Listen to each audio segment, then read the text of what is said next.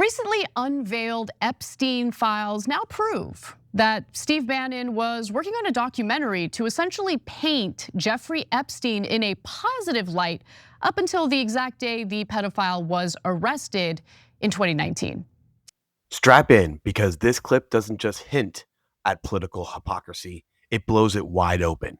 We're diving into recently unveiled Epstein Files and how they expose Steve Bannon, the supposed populist firebrand, allegedly hiring and working behind the scenes to redeem Jeffrey Epstein, a man universally recognized as one of the most notorious pedophiles on the planet. This is a story involving global power, deception, religion, manipulation, and a betrayal of an audience that trusted him. If you think this is just another scandal, think again. One of these figures walks away looking like a strategic mastermind of narrative control. The other walks away covered in filth he pretends to oppose. Spoiler, Bannon is losing and is losing badly. So let's now find the real truth. Not a good look. Now remember, we've talked about the fact that Steve Bannon had hours and hours of interview footage with Epstein that for whatever reason he hasn't released. And it appears that recently unveiled Epstein Files now prove that Steve Bannon was working on a documentary designed to paint Epstein in a positive light. Not months after Epstein was imprisoned, not years later, but up until the literal day Epstein was arrested. This isn't a coincidence. That's a calculated PR rescue mission. This is where we need to pause and literally look at the facts that the self-proclaimed America First nationalist was apparently spending his time trying to rehabilitate a billionaire predator's public image. Nuts. the interviews he was doing with Epstein really had to do with a Netflix documentary that was, again, supposed to paint Epstein in a very positive light. So let me give you some more details on that. This revelation, by the way, has led to members of Bannon's audience expressing absolute rage over his relationship with Epstein. And so we're gonna get to their comments and their concerns in just a moment. And I think it's important to hear from them. But first, let's talk about the Epstein documentary itself. So in late 2018, Netflix began producing their own documentary about Jeffrey Epstein. Now, around that same time, the Miami Herald, if you can remember, was working on publishing exposés on Epstein's crimes and, more importantly, how he was protected by our institutions, or at least members within our institutions. Remember, he got that sweetheart deal in the early aughts, which allowed him to leave prison and essentially get like a slap on the wrist, especially when you take into consideration the predatory, disgusting, abusive behavior that he was engaging in. Now, Epstein and Bannon started to put together a PR counteroffensive to the Netflix documentary. Okay, so per The Guardian, by April, the two were apparently planning a film production that would redeem Epstein's reputation. On April 30th, Epstein wrote, "The Christians I met will feel the media portraying me as beyond redemption is deeply troubling and offensive." I'm gonna venture to say that we have plenty of Christians watching this show right now. You guys write in and tell me, is Epstein the kind of guy who should be considered beyond redemption, considering the fact that he sexually abused, many young girls and got away with it for a very long time? I mean, it's interesting how he was planning to use religion as a way to manipulate the American people in order to see him in some sort of positive light, when, make no mistake about it, this guy was a predator. Bannon wasn't just lurking in the shadows. He had 15 hours of recorded interviews with Epstein. Yes, 15 hours. And none of it has been released. Why? Because the whole thing wasn't journalism. It was rehab content. Bannon's plan was simple. Take a child predator, slap a religious redemption arc on him, and gaslight millions into believing he's misunderstood. Epstein's actual crimes were horrific. Countless underage girls groomed and abused. Yet Bannon thought the problem wasn't Epstein's actions, it was the media narrative. That's textbook manipulation, and it reeks of the same power games the establishment plays while pretending to fight. This is the moment where reality lands. Not just that Epstein was evil, but that someone who claims to fight corruption wanted to rebrand a monster. So there's more. Bannon responded to that saying, yes, yes, yes, of course, but we must counter rapist who traffics in female children to be raped by world's most powerful, richest men. That can't be redeemed. Well, at least Bannon was right about that. Now, there's more. Can't redeem unredeemable. You are a lot of things, which we will show, but you're not that.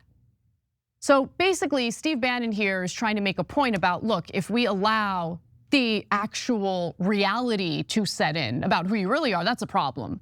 So we need to kind of manipulate the situation so you are not presented, or people question the fact that you are presented as this, person who preys on female children. And so Bannon reportedly filmed 15 hours of interview footage featuring Jeffrey Epstein for this documentary that never came out. And he and Bannon were communicating on the very day that Jeffrey Epstein was arrested in 2019. Bannon wrote, if we arrange it, can we film on the island? And of course, he was referring to Little St. James. Epstein agreed, by the way. Later, Bannon asked the following, can we do late morning, say 11 a.m.? Epstein replied, all canceled. Minutes later, Epstein was arrested.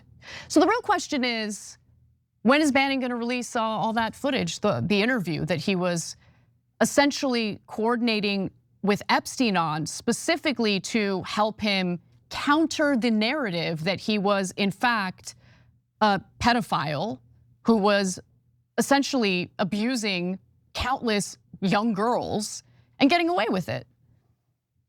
I mean, I think the release of the Epstein Files obviously is incredibly important. And from what we've already seen released, I mean, there have been some massive revelations, many of which, by the way, our corporate media has decided to completely ignore. Anything that ties Jeffrey Epstein to the Israeli government or prominent members of the Israeli government is completely ignored, neglected by our corporate media. Now, this has to do with Steve Bannon, so suddenly there seems to be a little more interest in what the revelations of these files happen to be. If you frame it in a partisan political perspective, all of a sudden corporate media is interested. And I want to make clear, as I have previously, I don't care about the partisan angle to this because there are bad actors on both sides, as our coverage of this has made pretty clear. Now, let's talk a little bit about Bannon's audience, because as we learn more about Steve Bannon's relationship with Epstein, members of Bannon's own audience, to their credit, are turning on him. They're being incredibly critical of him, and it shows that these are individuals who actually are motivated by their own principles, their own values. They're not in a cult. And again, I commend them for that. So Media Matters for America compiled an enormous list of commenters giving Bannon a piece of their mind. And I want to give you a few examples of that with their names redacted. So Steve advising Epstein how to sugarcoat his depravities. I've been watching Steve for 6 hours per day since 2020. I'm so done with the MAGA whisperer. Hypocrisy is not only Democrats' disease. So now that the mask is off, I hope that those who supported Bannon, even as he stole money, allegedly, from individuals who were donating to a phony fundraising effort that he put together to build the border wall, realize, no, we weren't lying to you, okay? The charges that he was facing are serious charges. He stole from the very people who believed in him, who trusted in him, who actually thought he was serious about building that border wall. He took that money and, according to the allegations, just put it in his pocket. He stole from his own supporters. And there's nothing more scummy than that.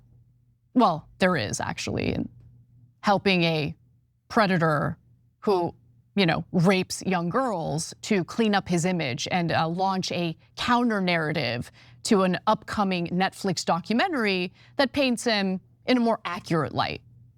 Let's go to some more of the comments from Steve Bannon's, I guess, former supporters. So one other person writes, "Release your Epstein footage, Bannon.